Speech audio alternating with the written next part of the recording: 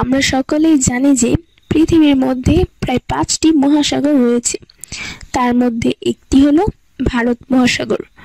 ভারত মহাসাগর হলো পৃথিবীর তৃতীয় বৃহত্তম মহাসাগর।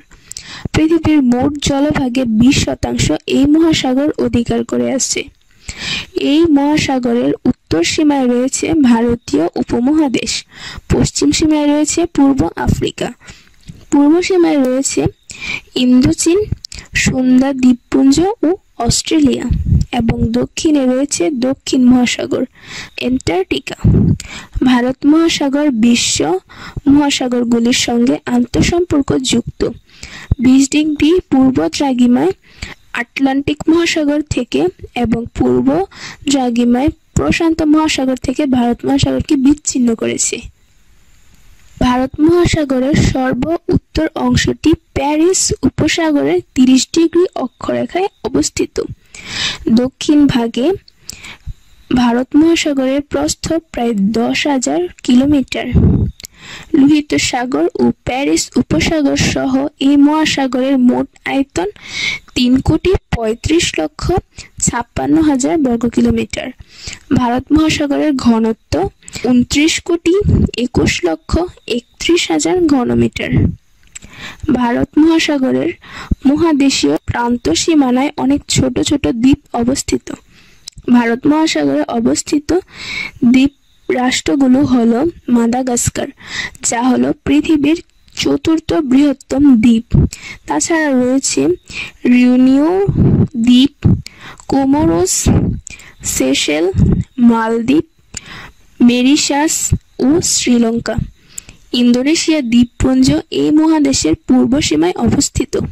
কমপক্ষে 1515 সাল থেকে ভারত মহাসাগরের নামকরণ করা হয়েছে ভারত নাম থেকে। প্রাচীন ভারতীয়রা একে সিন্ধু মহাসাগর বা সিন্ধু বিশাল সমুদ্র বলে ডাকত। এই মহাসাগরকে বিভিন্ন ভাষায় হিন্দু মহাসাগর, ভারত মহাসাগর ইত্যাদি বলা হতো। আগে ভারত মহাসাগরের পূর্ব মহাসাগর নামেও পরিচিত ছিল। 1800 শতাব্দী মাঝামাঝি সময় এই শব্দটি ব্যবহৃত হতো। বিপরীতভাবে যখন 1500 শতাব্দীতে চীন ভারত মহাসাগরের অম্বর্ষণ করেছিলেন, তারা এটিকে পশ্চিম সাগর বলে অভিহিত করেছিলেন। প্রাচীন গ্রিক ভূগোল অনুযায়ী গ্রিকরা ভারত মহাসাগর অঞ্চলটিকে এরিস্থিয়ান সাগর বলে জানত।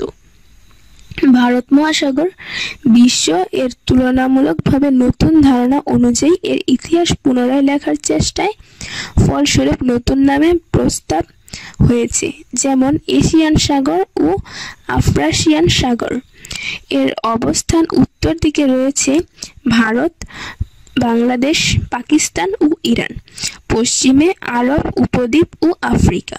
এর পূর্বে রয়েছে মালয় উপদ্বীপ, অস্ট্রেলিয়া ও ইন্দোনেশিয়া। এর দক্ষিণে রয়েছে অ্যান্টার্কটিকা মহাসাগর। ভারত সাগরের 3টি প্রধান বাহু হচ্ছে আরব সাগর, আন্দামান সাগর ও বঙ্গোপসাগর।